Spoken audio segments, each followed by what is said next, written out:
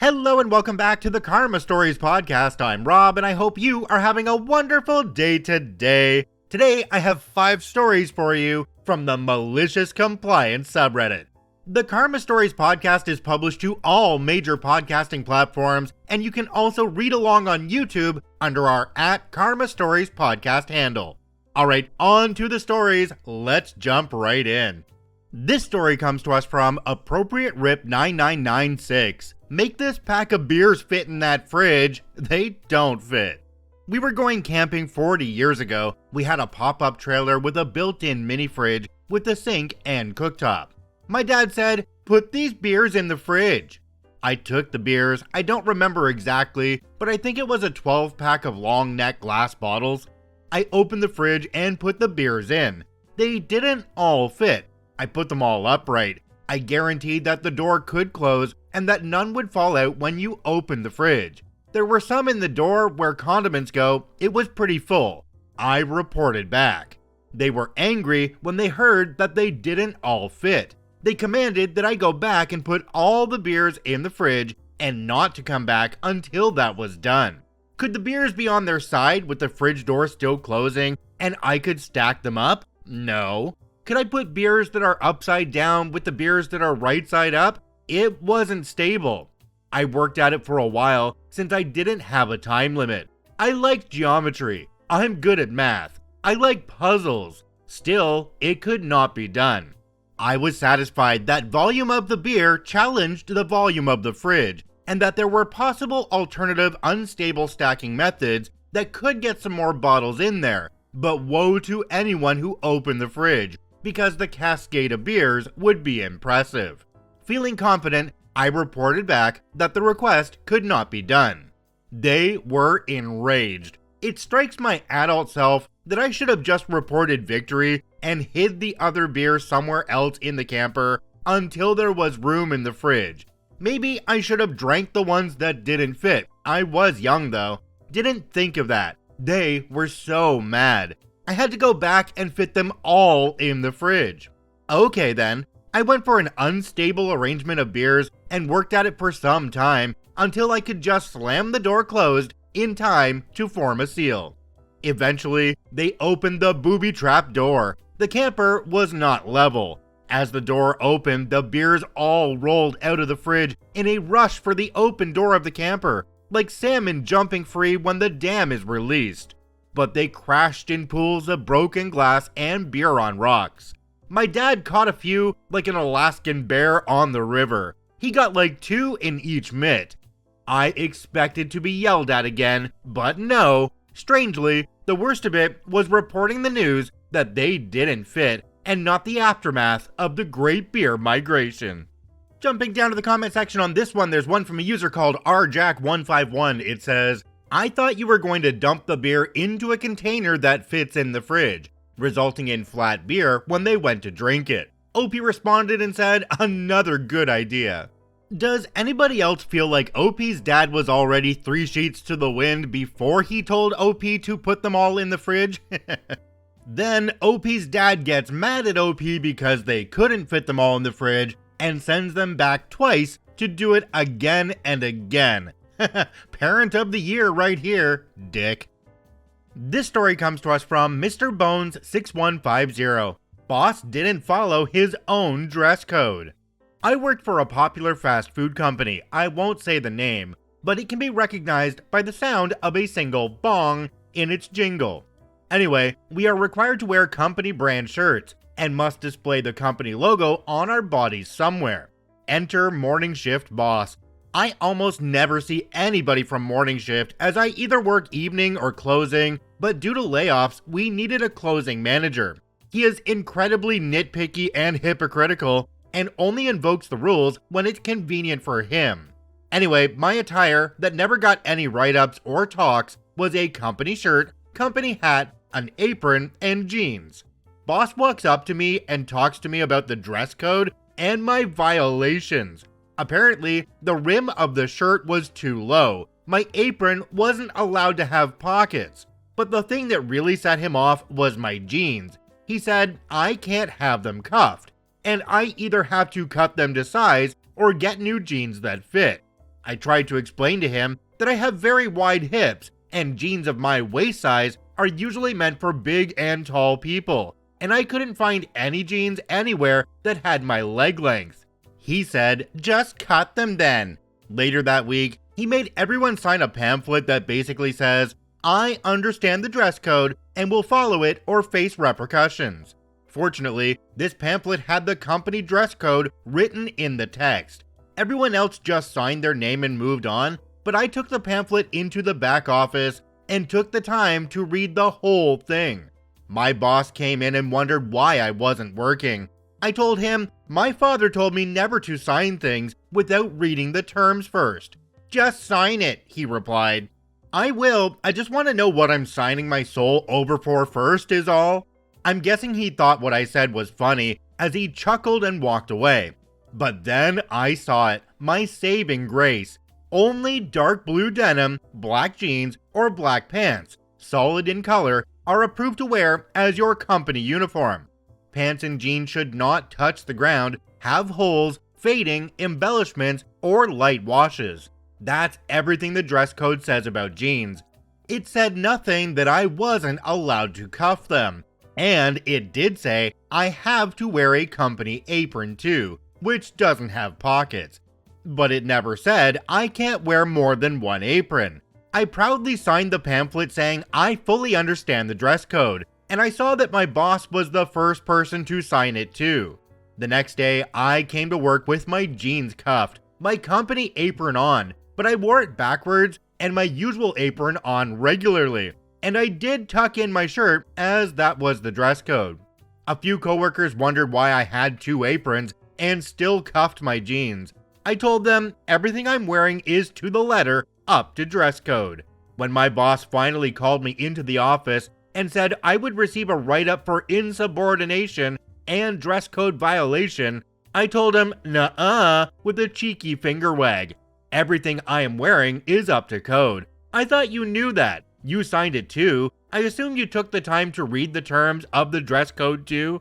He got the pamphlet out and started reading the terms, and I could see him looking at my jeans and back at the pamphlet, then back at me, then my apron, then the paper again. "Is there anything that violates the dress code?" "No," he replied. "Well, then a write-up would be unnecessary then for me, but I would like to point out that the dress code specifically prohibits holes in attire. And I think I see a hole right there on your shirt. And also it says pants cannot touch the floor. And your pants are down by your heels, sir. I can see some dirt and a stray piece of lettuce on the rim of your pant leg." He looked and saw, then he shimmied his pants up higher, up to his belly button. "You know, if they're too long, you can just cuff them." And then I promptly left. Felt pretty proud of myself for that. My boss never came to me about dress code after that. Jumping down to the comment section on this one, we have one from a user called MotherAthlete2998. It says, "In business law, we are taught to never sign anything until you can read and understand what is written. Ignorance is never a good defense. Read and understand always." In this case, could OP have insisted that the manager write themselves up for their own dress code violations, especially right after they signed the pamphlet as well? The manager here just sounds like a micromanager looking for something to do instead of sitting in the office. They have to make everybody else feel uncomfortable because it makes them feel like more of a manager. This story comes to us from Small Town Flair. "Can't do your driver's license test until spring? Okay." Not sure how malicious this is, but it was about as close as I had ever come.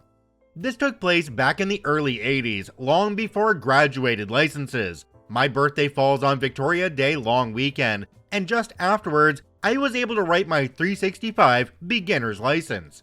I had driver's education through the summer, and near the end of August, completed the training and went into the ministry to book my G driver's test, Ontario, Canada.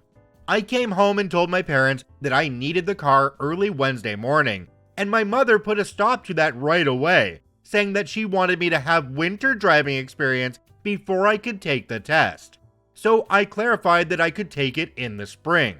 In all honesty, I couldn't fault her for wanting that. Our winters back then were bad, If the highway wasn't closed once a week due to snowstorms, we were having a good winter. So I went back to the ministry and canceled my test for that upcoming week. Fast forward through the winter to March, I went back to my mother and said that I again needed the car for my test, and she immediately said no. I responded that she said I could get it in the spring, and she said it's not spring yet. I told her that my test was on March 21st, the first day of spring. The look on her face was priceless, and the laughter my dad had was even better. He looked at my mom and said, "Well, he's got you there." I got my license that day, passed with flying colors. So wait, what's this? OP said they had to wait until spring, but they live in Ontario, Canada? We only have 2 seasons here, winter and road construction. This story comes to us from Alger Elric. I should answer loudly every time? Okay. I would never have thought I would have a personal entry in this subreddit since I'm mostly a lurker here, but here goes. My wife and I take turns in tutoring my son, who just started school this school year. He is generally doing well in school, but we still tutored him over the weekend to give him the impression that school is serious and that we were intent in him taking it seriously. My son rarely pays attention whenever we tutor him during the weekend, as he just wants to play with his siblings. We have 3 kids and my son is the eldest, not really relevant with the story. And whenever he would pay attention, just stays silent whenever he doesn't know answers to questions, or would answer with the most soft voice he could muster, despite the fact that he was very loud and very talkative when playing or in general.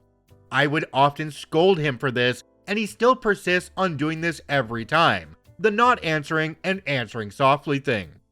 On to his malicious compliance. My wife was tutoring him yesterday afternoon when during tutoring, she could barely get an answer out of him or was answering very softly.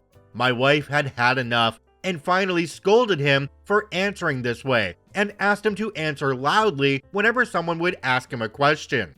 Anyone who is used to this subreddit probably knows by now where this story is going. This kid proceeded to scream all the answers to my wife's questions for the rest of their tutor session. Where was I the whole time, you ask? Rolling on the floor laughing beside them at the fact that my son managed to pull this off. My wife couldn't really do anything about it since I was the strict parent. OP added an edit down at the bottom of this one. It says, "Edit, I would like to clarify that this tutoring is only a review of the week's lesson and would generally last from 10 to 20 minutes only. Also, what he did was not acting out but just being playful. This is why he was never reprimanded for what he did, because we know he is like this. It wasn't like full-blown shouting or anything more than like playful shouting. He is also a very vocal kid, and whenever he doesn't like to review because he's tired or would prefer to play first, he would tell us. We never force the issue because after all, he is still too young and needs his space to play, sing, dance, and interact with his siblings and friends. In fact, we encourage him to do this more than the reviewing. Sadly, it just needs to be done, and the teacher sometimes asks us to do this, so there's that." Jumping down to the comment section on this one, we have one from a user called Byled. It says, "Great son, but I also feel sorry for him. If you pressure him too much, it might backfire, so he totally loses interest in learning. I enjoy being off work on the weekends. Give him some time off to have fun with his siblings and friends. Chores, anything else, rather than learning in a structured way. Go to museums or walk where you can teach him about nature, from bugs and plants to weather and climate, if you really want to teach him something. It's now early spring in my Denmark. I taught my son about the retreat of the ice 10,000 years ago and how the plants invaded by looking at which plants are turning green first, and about the influence from explorers by non-native plants when we walked in our neighborhood, etc." Another commenter down below called Pro David said, "When your kid has to resort to screaming to your face for some 20 plus minutes, and you as a parent have made it so you're unable to admit your demand was a mistake, and that you have made a mistake." OP responded to this one and said, "The look on my wife's face when he started doing it was priceless. Couldn't stop myself from laughing, and the smug smile on my son's face is like, That'll teach you from eating up 20 plus minutes of my playtime on the weekend. He sometimes catches me reading here and makes me read stories out loud, which I think gave him the idea. Scared and made me so proud at the same time. I'm still stuck on just one sentence near the end of that story where OP said that the wife couldn't do anything because OP is the strict one. Doesn't that just about tell you all you need to know about that whole family dynamic? I firmly believe that fun times and discipline should be evenly split between the parents towards the kids. You really don't want your kids getting the impression that one parent is the fun parent and the other one you just want to stay away from. This story comes to us from Massive Discount 845. Church wants to sue me for a review? I'm from Germany. We are a very litigious society, so much so that business can sue individuals for writing bad reviews. In fact, per German law, it's up to the individual to provide evidence that what they wrote actually happened, or else the individual can be forced to take down the review and pay legal costs to the business. I'm a tradesman and did some renovation work for a church in a small town. The church did not pay me. I take 50% upfront, and the church had cheated me out of the second half after I had completed the job. The church only had one other review. I wrote a review stating that I had been cheated by the church. I promptly got a legal letter from the church demanding to take it down unless I wanted to be brought to court. The church could easily argue that they paid me in cash, and I would be out of luck according to German law. Okay, I complied with their demand. I took down the review and posted a new one stating that I'm a tradesman, and the church threatened to sue me for writing a simple review. I also attached the legal letter from the church as an image in the review.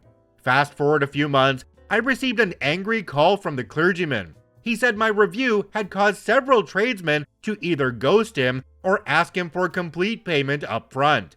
He claimed that I had cost them thousands and that I would burn in hell for hindering God's work. I then asked him, "What is your religion's founder's view on honesty, compassion, and forgiveness?" Cue a moment of radio silence, followed by him hanging up the phone.